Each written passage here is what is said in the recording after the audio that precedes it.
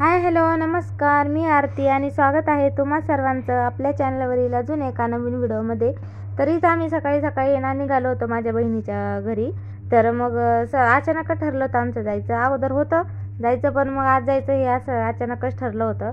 तर तर त्यामुळं मग मला काही शूट करणं झालंच नाही. मग आणि सकाळी खूप थंडी पण होती, घाई गडबड असल्यामुळं काही जमलंच नाही. त्यानंतर आम्ही पुढं आलो आणि मग एका ठिकाणी थांबलो होतो. तर आम्ही म्हटलं थांबायचं. तर मग इथं थांबलो होतं. तर म्हटलं चला थोडंसं शूट घ्यावं. तर खरं तर मी शूट घेणारच नव्हते, व्हिडिओ काढणारच नव्हते. पण म्हटलं चला तुम्ही पण माझी एक फॅमिली आहे, तर माझा जो आनंद आहे तो तुमच्यासोबत शेअर करूया. तर बघू शकता किती छान असं ऊन पडलेलं होतं आणि आभीला मस्त बाहेर मोकळं होतं. तर त्यामुळं त्याला असं झालं होतं किती खेळू किती नाही.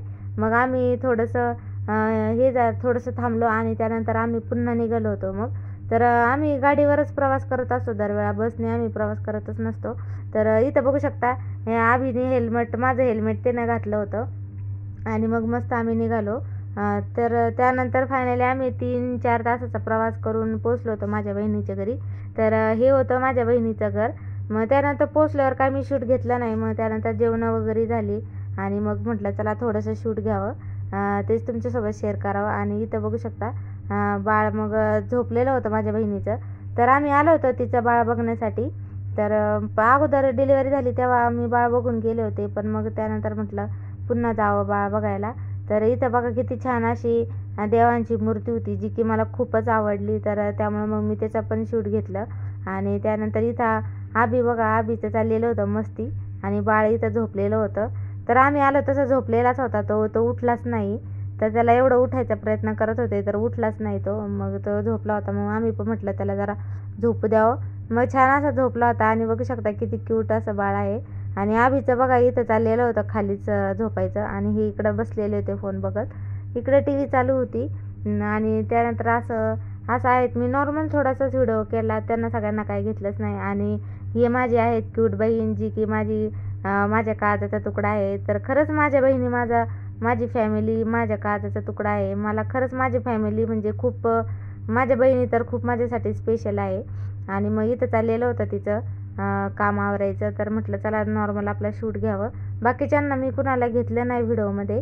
मग मीच माझ्या बहिणीलाच घेतलं. आणि त्यानंतर हे बाळ उठलं होतं. मग त्याच्यासोबत खूप सारे असे फोटो काढले, खूप छान अशी मस्ती घातली.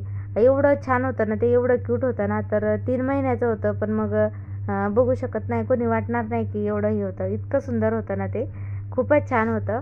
आणि ही माझी बहीण आहे. तर सेम आम्ही दोघी सारखं दिसतो. तर तुम्हाला दिसतात का आम्ही दोघी सेम? तर नक्की कमेंट करून सांगा.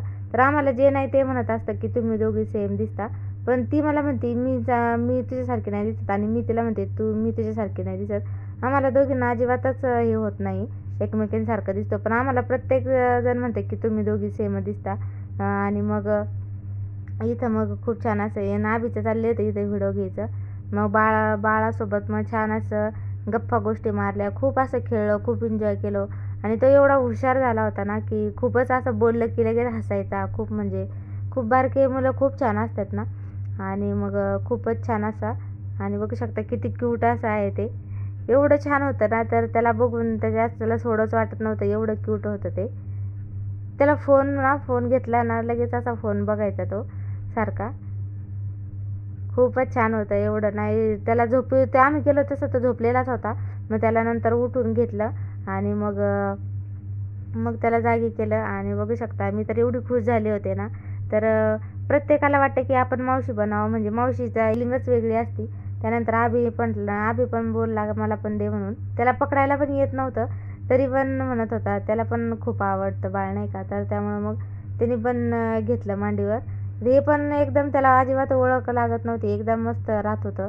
मग त्यानंतर मग आम्ही एवढा शूट घेतला आणि मग नंतर पुन्हा काय शूट घेतलाच नाही. तर आम्हाला दुसऱ्या दिवशी पटकन यायचं होतं, जायला पण उशीर झाला होता. तर त्यामुळे मग आम्ही जेवण वगैरे केलं आणि मग लगेच नंतर दुसऱ्या दिवशी मी ब्लॉग सुरू केला. तर दुसऱ्या दिवशी आम्हाला मग सकाळी इथं जायचं होतं लवकरच. तर इथं माझ्या बहिणीचं झालं होतं स्वयंपाक. थोडंसं म्हटलं नॉर्मल असं शूट घ्यावं. तर इथं आमच्यासाठी इथं बनवलेलं होतं स्वयंपाक. तिने डाळबट्ट्या बनवल्या होत्या, जे की सगळ्यांच्या खूप फेवरेट असते, तशा माझ्या पण खूप फेवरेट आहे. तर मग त्यानंतर आम्ही जेवण वगैरे केलो आणि मग निघालो घरी जायला.